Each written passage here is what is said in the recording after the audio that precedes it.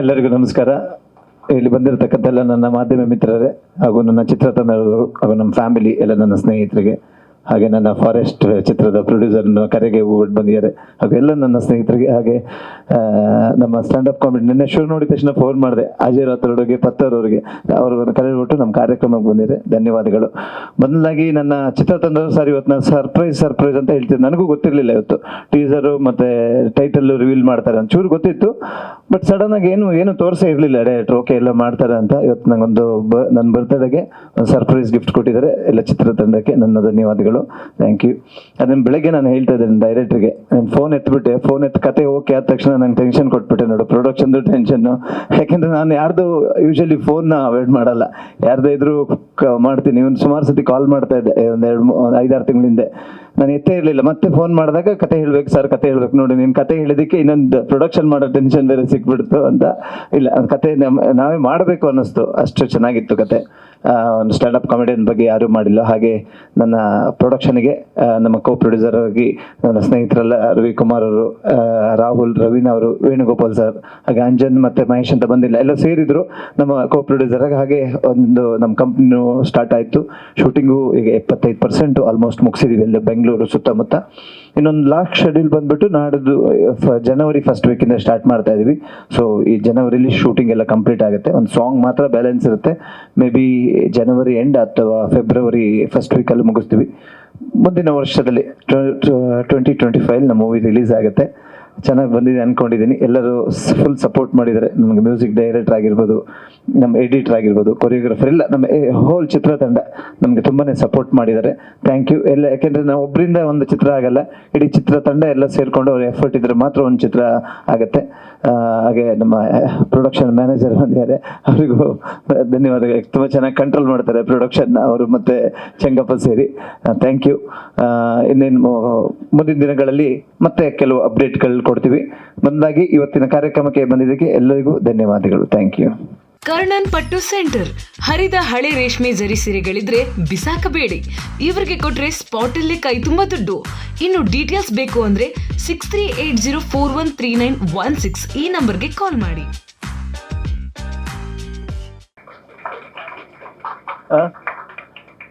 ಸರಿ,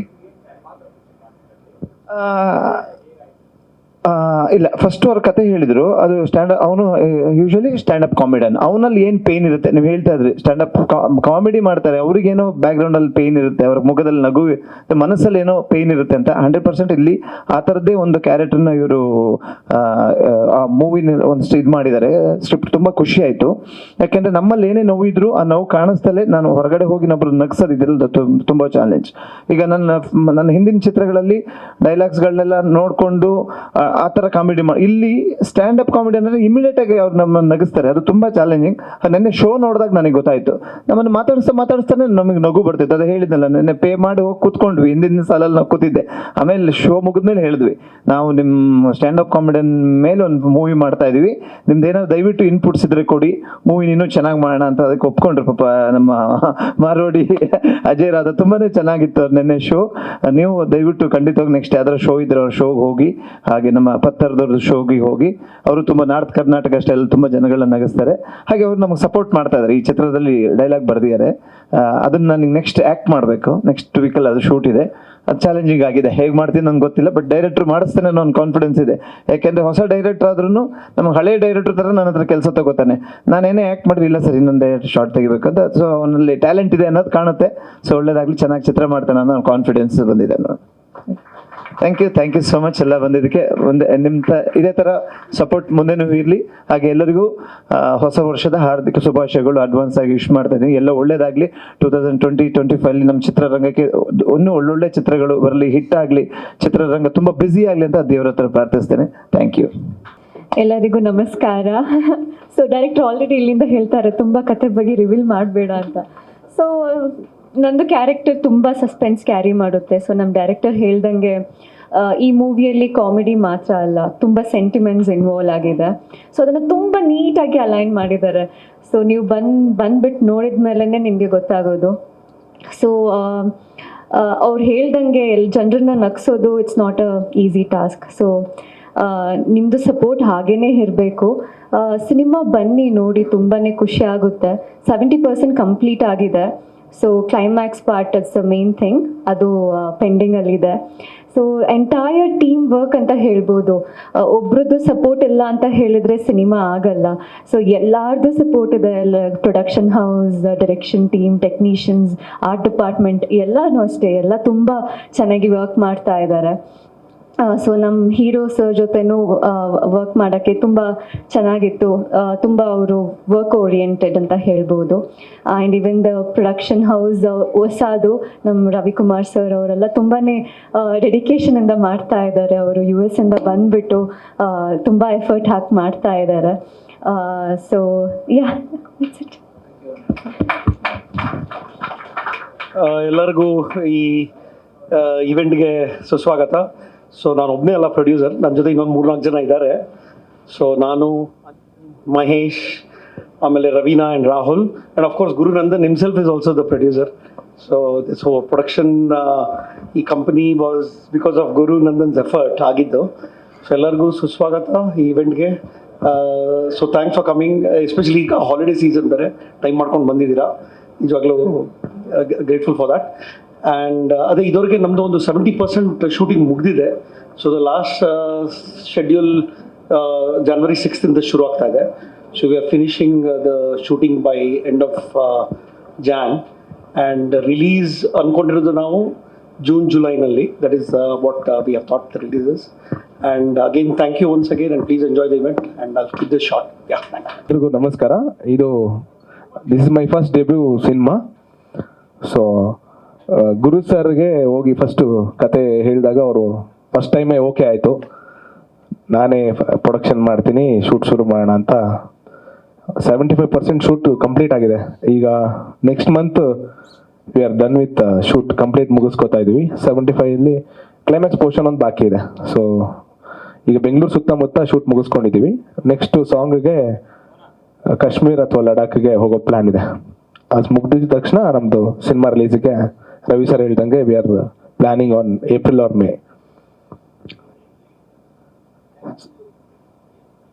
sir Mister Jack ಬಂದು actually Janakiram, hero ಹೆಸರು ಜಾನಕಿರಾಮ್. ಸಿನಿಮಾದಲ್ಲಿ ಯೂಶಲಿ ಸ್ಟ್ಯಾಂಡಪ್ ಕಾಮಿಡಿಯನ್ಸ್ ಅವ್ರದ್ದೊಂದು ಶಾರ್ಟ್ ಕಟ್ ಇಟ್ಕೋತಾರೆ. ಈಗ ಅಜಯ್ ರಾವ್ತರು AR ಎಕ್ಸಾಂಪಲ್ ಹೇಳಿದ್ದು. ಸೊ ಈ ಥರ Mister Jack, so short and sweet ಆಗಿ ಅವನು ಮಿಸ್ಟರ್ ಜಾಕ್ ಅಂತ ಸ್ವ್ಯಾಗಲ್ಲಿ ಬಂದು ಹೇಳೋದು.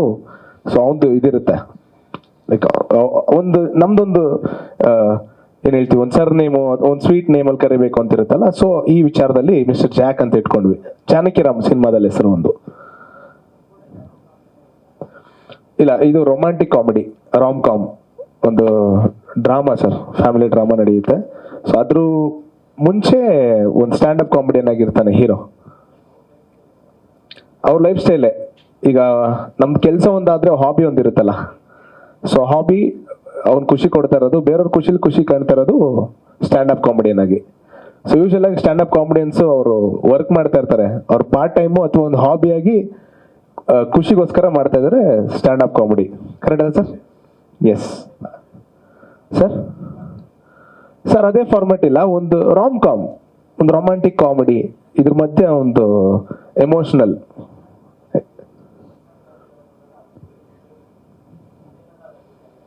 ಇಲ್ಲ ಸರ್, ಇದು ಬೇರೆ ಜಾನರ್, ಕಂಪ್ಲೀಟ್ ಬೇರೆ ಪ್ಯಾಟ್ರನ್ನೇ. ಗುರು ಸರ್ನ ಬೇರೆ ಥರ ತೋರಿಸ್ಬೇಕು ಅಂತ ನಾನು ಫಸ್ಟ್ ಟೈಮ್ ಕತೆ ಬೇರೆ ಮಾಡ್ಕೊಂಡಿದ್ದೀನಿ ಸರ್. ಸರ್ ಸಾಂಗ್ಸ್ 4 ಸಾಂಗ್ಸ್, ಅದು ನಮ್ಮ ಮ್ಯೂಸಿಕ್ ಡೈರೆಕ್ಟರ್ ಮಾತಾಡ್ತಾರೆ. ಸಾಂಗ್ಸ್ ಬಗ್ಗೆ ಕೇಳೋಕ್ಕೆ ನಮ್ಮ ಮ್ಯೂಸಿಕ್ ಡೈರೆಕ್ಟರ್ ಮಾತಾಡ್ತಾರೆ, ಅವ್ರು ಮಾತಾಡ್ತಾರೆ. ಸಿನಿಮಾ ನಿರ್ದೇಶಕರನ್ನ ಏನಾದರೂ ಪ್ರಶ್ನೆ ಕೇಳಿದ್ರೆ ಕೇಳ್ಬೋದು ಸರ್. ಸರ್ ಈಗ ಆರ್ಟಿಸ್ಟ್ ಬಳಗದಲ್ಲಿ ನಾನು ಆಕ್ಚುಲಿ ಹೇಳ್ಬೇಕು ಅನ್ಕೊಂಡೆ. ಧರ್ಮಣ್ಣ ಕಡೂರ್ ಅವ್ರು ಮಾಡ್ತಾ ಇದ್ದಾರೆ, ಮಿತ್ರಾ ಸರ್ ಮಾಡ್ತಾ ಇದ್ದಾರೆ, ಮತ್ತೆ ಗೋಪಾಲ್ ದೇಶಪಾಂಡೆ ಅವ್ರು ಮಾಡ್ತಾ ಇದ್ದಾರೆ, ಹೀರೋಯಿನ್ ಆಗಿ ತಪಸ್ವಿನಿ ಪೂನಾಚ್ ಅವರು, ಹಾಗೆ ಅನಂತ್ ಅವ್ರು ಮಾಡ್ತಾ ಇದ್ದಾರೆ, ಸುಷ್ಮಿತಾ ಅವರು, ಹಾಗೆ ತುಂಬಾ ಹಲವಾರು ಜನ. ನಮ್ಮ ಗಿರಿಯಣ್ಣ ಅವರು ಮಾಡಿದ್ದಾರೆ, ಆಲ್ರೆಡಿ ಶೂಟ್ ಮುಗ್ದಿದೆ ಅವ್ರದ್ದು. ಗೋಪಾಲ್ ದೇಶಪಾಂಡೆ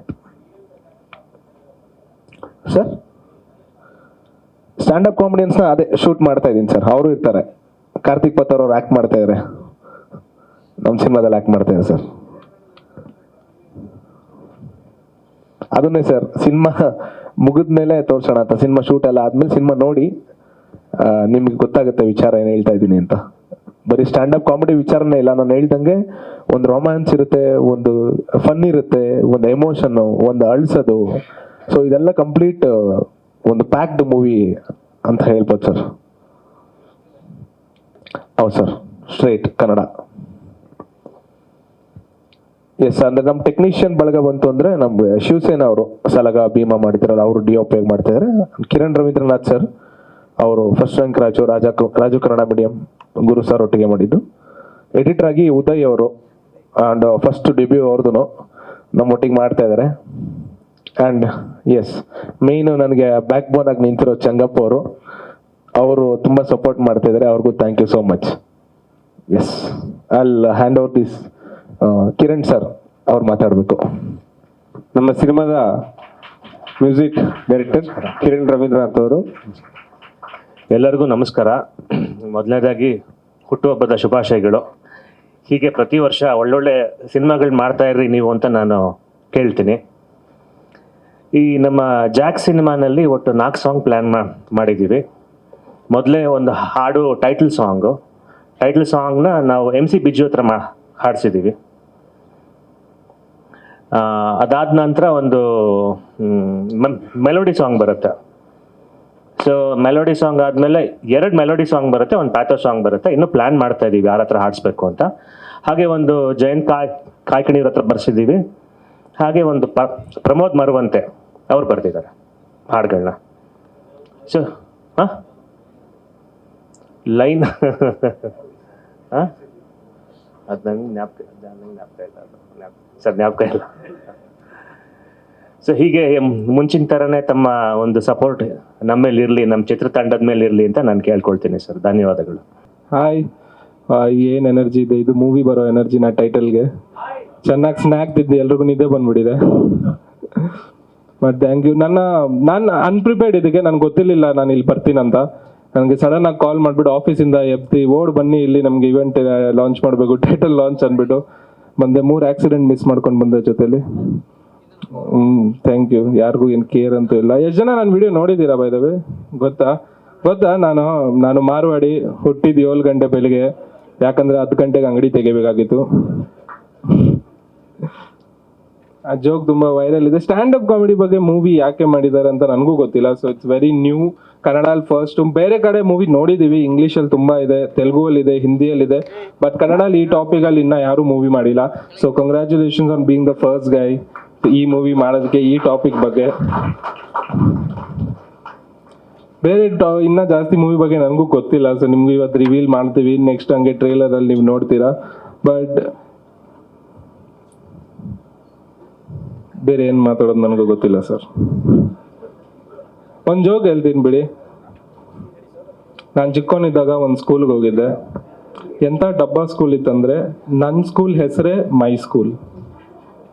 ಅದೇ ಸ್ಕೂಲ್ ಹೆಸರು, ಏನು ವಿದ್ಯಾಲಯ, ಕೇಂದ್ರಾಲಯ ಏನೂ ಬರ್ದಿಲ್ಲ ಅದ್ರ ಮುಂದೆ, ಬರೀ ಮೈ ಸ್ಕೂಲ್ ಅಂತ ಬರ್ದಿತ್ತು. ಎಲ್ಲ ಫ್ಯಾಮಿಲಿ ಫಂಕ್ಷನಲ್ಲಿ ನಾನು ಹೆಂಗೆ ಕಾಣ್ತಿದ್ದೆ ಗೊತ್ತಾ? ಎಲ್ಲ ಆಂಟಿಗಳು ಬಂದ್ಬಿಡ್ತಾ ಇದ್ರು, ನನ್ನ ಕೇಳ್ತಾ ಇದ್ರು, ಹೆಂಗ್ ಪುಟ್ಟ ನಿನ್ನ ಸ್ಕೂಲ್ ಹೆಸರೇನು? ನಾನು ಅವ್ರಿಗೆ ಹೇಳ್ತಿದ್ದೆ ಮೈ ಸ್ಕೂಲ್ ಆಂಟಿ. ಅವ್ರು ನನ್ನ ನೋಡ್ತಾ ಇದ್ರು, ಇವನೇನು ಮೆಂಟಲ್ ಆಗೋಣ, ಮೈ ಸ್ಕೂಲ್ ಅಂತ ಇರ್ತಾನೆ. ತುಂಬ ವಿಯರ್ಡ್ ಸ್ಕೂಲ್ ಇತ್ತು ನಮ್ಮದು. ನಮ್ಮ PT ಟೀಚರ್ ಒಬ್ಬರು ಇದ್ರು, ಅವ್ರು ಹ್ಯಾಂಡಿಕ್ಯಾಪ್ ಆಗಿದ್ರು. ಹ್ಯಾಂಡಿಕ್ಯಾಪ್ PT ಟೀಚರ್ ಬಂದಿದ್ರು ನಮ್ಮ ಸ್ಕೂಲ್ಗೆ. ಅವ್ರು ಮಾರ್ಚ್ ಪಾಸ್ಟ್ ಹಿಂಗೆ ಹೇಳ್ಕೊಟ್ರು ನಮ್ಮೆಲ್ರಿಗೂ.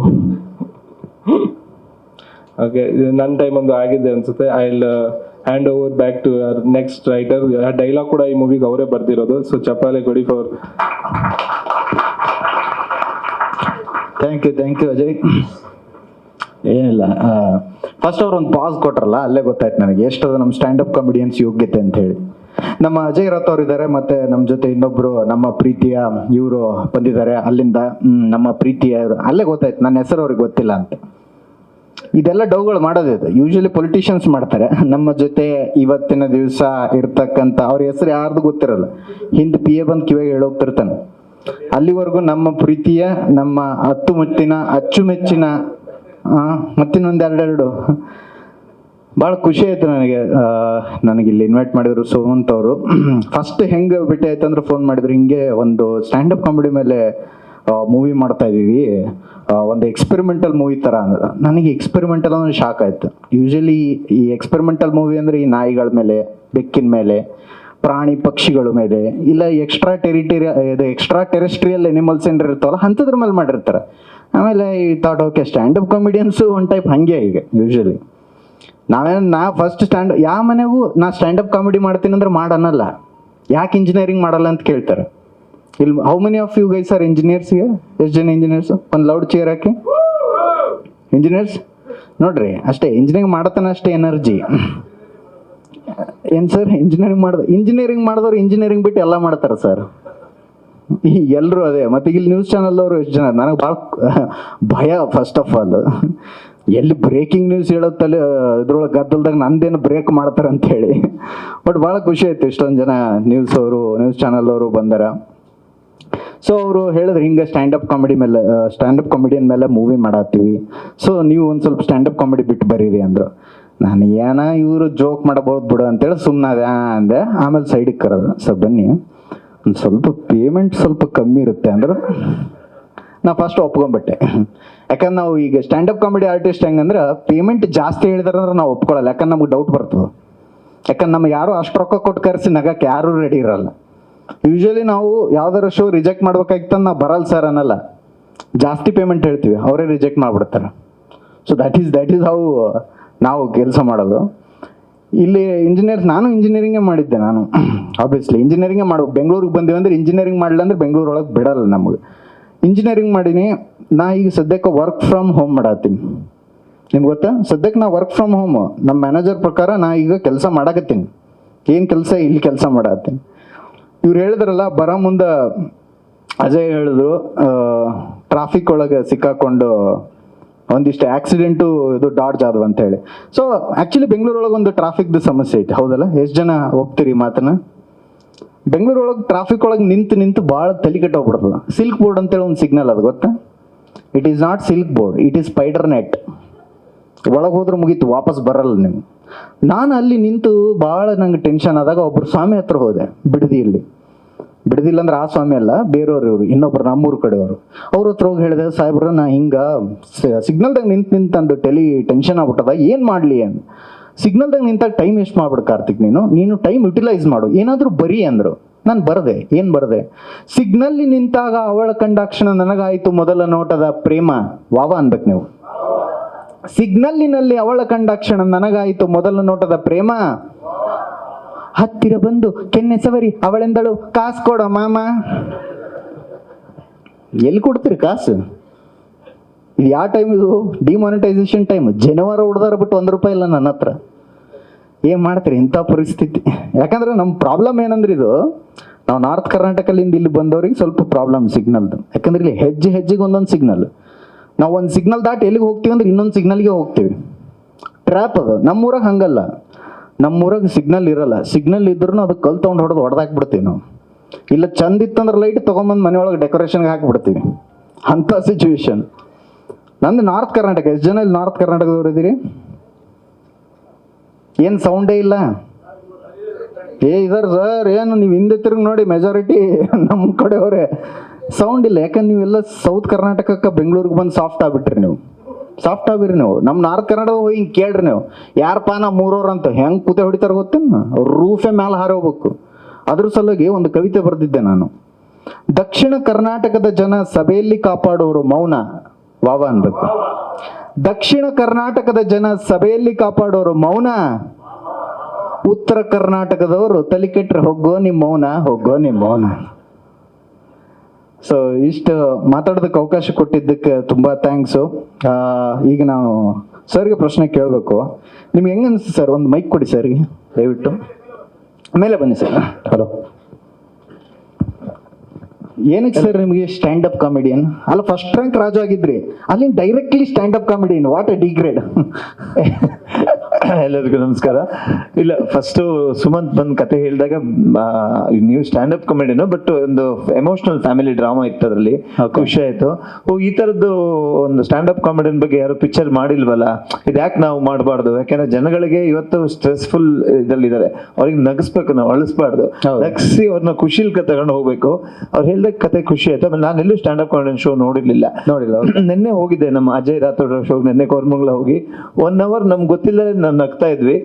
ಖುಷಿ ಆಯ್ತು. ಹೌದು, ಜನಗಳೊಂದು ಇವತ್ತಿನ ಸ್ಟ್ರೆಸ್ ಲೈಫ್ ಅಲ್ಲಿ ನೀವು ಹೇಳಿದ್ರಿ ಟ್ರಾಫಿಕ್ ಅಂತ, ಬೆಂಗಳೂರಲ್ಲೆಲ್ಲ ಸ್ಟ್ರೆಸ್ ಲೈಫ್ ಅಲ್ಲಿ 1 hour ಆ ಕಾಮಿಡಿ ಕೊಟ್ರೆ ಜನ ಸ್ವಲ್ಪ ರಿಫ್ರೆಶ್ ಆಗ್ತಾರೆ ಅನ್ನಿಸ್ತು.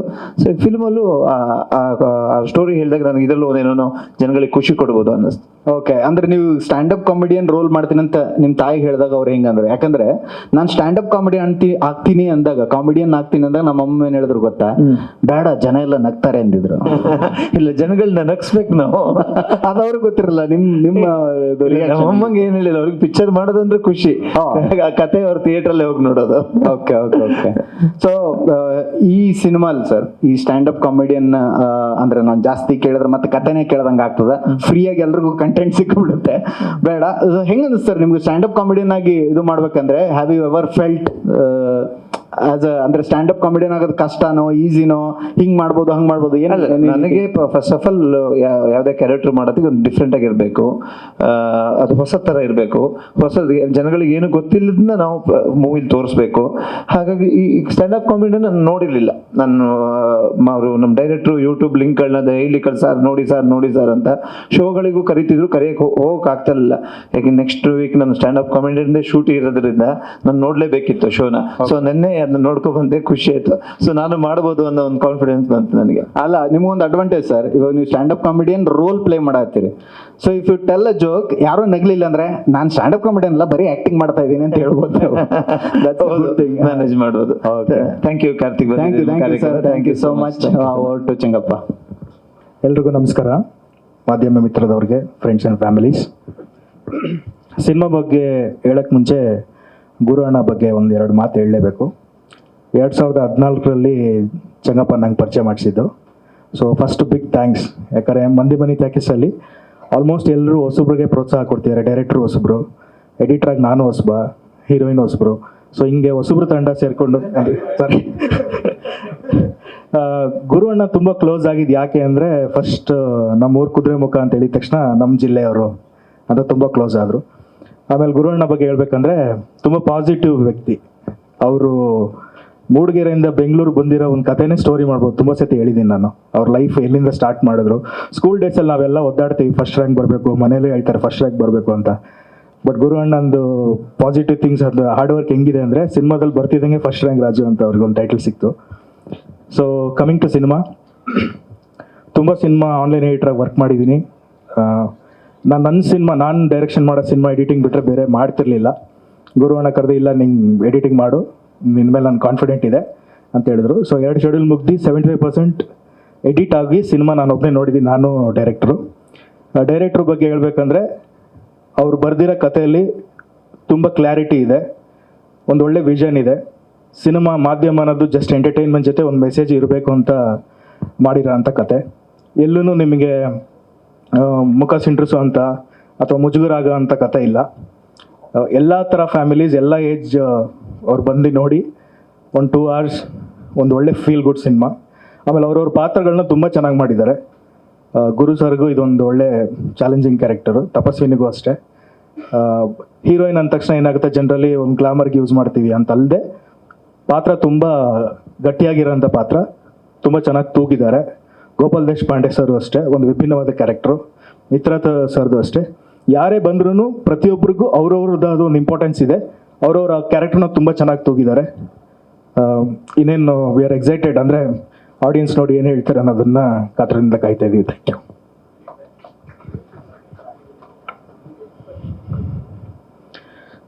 ಮಿಕ್ಸ್ಚರ್ ಆಫ್ ಎಮೋಷನ್ ಇದು. ಮಿಕ್ಸ್ಚರ್ ಆಫ್ ಎಮೋಷನ್ ಅಂದರೆ, ನಗು ಅಂದರೆ ಬರೀ ನಗು, ಅಳು ಅಂದರೆ ಅಳು ಅಂತಲ್ಲ.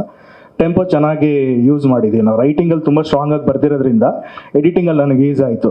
ಅಂದರೆ ಒಂದು ಪಾಯಿಂಟಲ್ಲಿ ನಗ್ತೀವಿ, ಒಂದು ಪಾಯಿಂಟಲ್ಲಿ ನಾವೇ ಸ್ವಲ್ಪ ಸ್ಯಾಡ್ ಆಗ್ತೀವಿ, ಒಂದು ಪಾಯಿಂಟಲ್ಲಿ ನಾವೇ ಚೇರಪ್ ಆಗ್ತೀವಿ, ಮತ್ತು ಲಾಸ್ಟಲ್ಲಿ ಒಂದು ಮೆಸೇಜ್ ಇದೆ. ಎಲ್ಲೂ ನಿಮಗೆ ಬೋರ್ ಹೊಡ್ಸಲ್ಲ. ಈಗ ಏನಂದರೆ, ಈಗ ಬರೋ ಸಿನಿಮಾ ಎಲ್ಲ ಆಡಿಯನ್ಸು ಕಮರ್ಷಿಯಲ್ ಇಲ್ಲದೆ ಕಂಟೆಂಟು ಕಮರ್ಷಿಯಲ್ ಜೊತೆ ಕಂಟೆಂಟ್ ಬೇಕು ಅಂತಾರೆ 100% ಇದರಲ್ಲಿ ಒಳ್ಳೆ ಕಂಟೆಂಟು ಇದೆ. ಆಮೇಲೆ ಮಾಡಿರೋ ಪಾತ್ರನೂ ಅಷ್ಟೇ, ಇಟ್ಸ್ ನಾಟ್ ಎ ರುಟೀನ್ ಸುಮ್ಮನೆ ಒಬ್ಬ ಹೀರೋ ಬಂದ ಒಂದು ಸಾಂಗ್ ಡ್ಯಾನ್ಸ್ ಮಾಡ್ದ ಅಂತಲ್ಲ. ಅವ್ರ ಕ್ಯಾರೆಕ್ಟರ್ ತುಂಬ ನೀಟಾಗಿ ಕ್ರಾಫ್ಟ್ ಮಾಡಿದ್ದಾರೆ ಡೈರೆಕ್ಟರ್. ಆ್ಯಕ್ಚುಲಿ ಅದನ್ನ ಸಿನಿಮಾ ನೋಡಿದಾಗ ಗೊತ್ತಾಗುತ್ತೆ. ಎಲ್ರಿಗೂ ಹೊಸ ವರ್ಷದ ಶುಭಾಶಯಗಳು in advance. Happy birthday sir, first time Raju sir. ತುಂಬ ನಗಿಸಿದ್ದೀರಿ ನಮ್ಮನ್ನು. ಹೊಸ ತಂಡ ಮಂಡಿ ಮನೆ ಟ್ಯಾಕೀಸ್ ಕರೆ ಬರುತ್ತೆ. ಚಂಗಪ್ಪ ಅವರು ಕರೆ ಮಾಡ್ತಾರೆ. ಭಾಳ ತೂಕದ ಮನುಷ್ಯ ಅವರು, ಭಾಳ ಲೆಕ್ಕಾಚಾರದ ಮನುಷ್ಯ. ನೋಡಿ, ಪ್ರತಿಯೊಂದರಿಗೂ ಲೆಕ್ಕ ಹೇಳ್ತಾ ಇರ್ತಾರೆ ಅವರು. 2 ನಿಮಿಷ ಮಾತಾಡಬೇಕು ನೀವು. ಅವತ್ತು ಲೇಡಿ ಆ್ಯಂಕರ್ ಯಾರೂ ಸಿಕ್ಕಲಿಲ್ಲ, ಅದಕ್ಕೆ ನಾನೇ ಮಾಡ್ತಾ ಇದ್ದೆ. ಎಲ್ಲ ಬಜೆಟನ್ನು ಕಂಟ್ರೋಲ್ ಮಾಡುವಂಥ ರೀತಿಯವರು, ಅಂದರೆ ಎಕ್ಸಿಕ್ಯೂಟಿವ್ ಪ್ರೊಡ್ಯೂಸರ್ ಆಗಿರಬೇಕು ಅನ್ನೋದನ್ನು. ಭಾಳ ಲೆಕ್ಕಾಚಾರ, ತೂಕಗಳು. ಲೋ ಬಜೆಟ್ ಸಿನಿಮಾ ಅಂತಾರೆ sir, low budget no budget ಅಲ್ವಾ ಅಂತ ಕೇಳ್ತೀನಿ ನಾನು. ಅಂದರೆ ಭಾಳ ಸಿನಿಮಾನ ಭಾಳ ಅರ್ಥ ಮಾಡಿಕೊಂಡು ನನ್ನನ್ನು ನಂಬ್ಕೊಂಡು ಬಂದಂಥ ನಿರ್ಮಾಪಕರಿಗೆ ಯಾರಿಗೂ ಸಮಸ್ಯೆ ಆಗಬಾರ್ದು, ಜೊತೆಗೆ ಪ್ರೇಕ್ಷಕರಿಗೂ ಕೂಡ ಆಶಾಭಂಗ ಆಗಬಾರ್ದು ಅನ್ನೋದನ್ನು ಮನಸ್ಸಲ್ಲಿ ಇಟ್ಕೊಂಡು ಒಬ್ಬ ಆ ರೀತಿ ವ್ಯಕ್ತಿ ಇದ್ರೇ ಸಿನಿಮಾ ಭಾಳ ಅದ್ಭುತವಾಗಿ ನಡೆಯೋದು. ನನ್ನ ವೈಯಕ್ತಿಕ ಎಕ್ಸ್ಪೀರಿಯನ್ಸ್. ನನ್ನ ಪ್ರೊಡಕ್ಷನಲ್ಲೂ ಕೂಡ ನಿಮ್ಮಂಥವ್ರನ್ನೊಬ್ಬರು ಇಟ್ಕೋಬೇಕು ಅಂತ ಆಸೆ ಪಡ್ತಾ ಇದ್ದೀನಿ sir. Thank you very much. ಒಳ್ಳೆ ಸಬ್ಜೆಕ್ಟು. ಸುಮಂತ್ ಗೌಡರು ನೋಡೋದಕ್ಕೆ ಅವರೇ ಹೀರೋ ಥರ ಇದ್ದಾರೆ, ಭಾಳ ಚೆನ್ನಾಗಿದ್ದಾರೆ.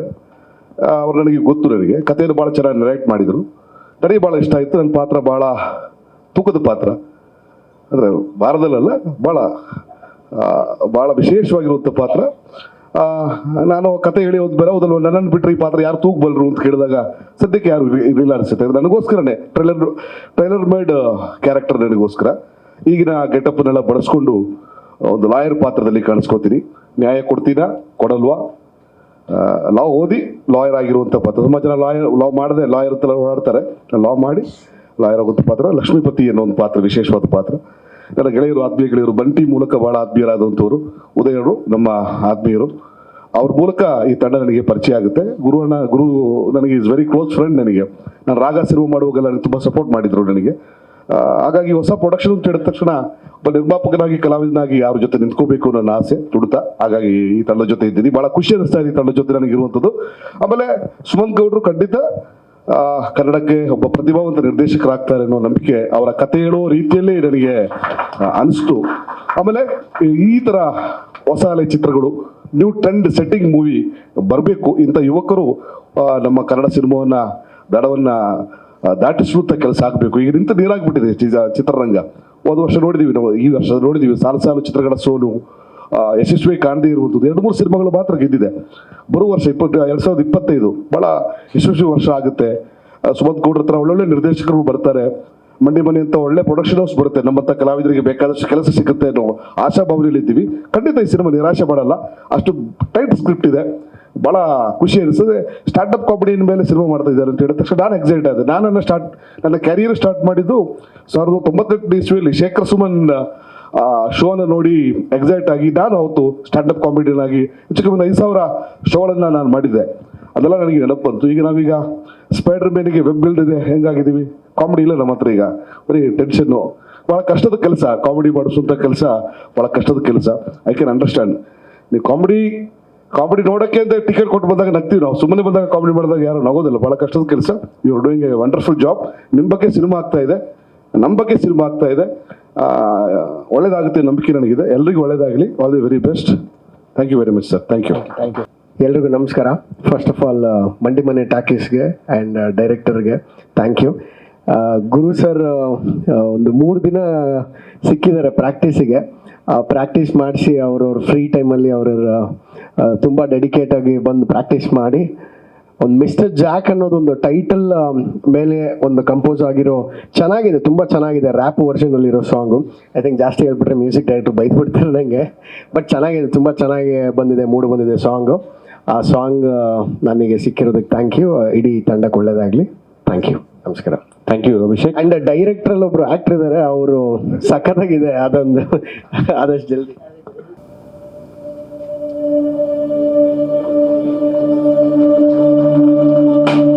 Mister Jack, the show begins. Mandi Mane talkies ಅವರ ಮೊದಲನೇ ಪ್ರೊಡಕ್ಷನ್ ಮಿಸ್ಟರ್ ಜಾಕ್.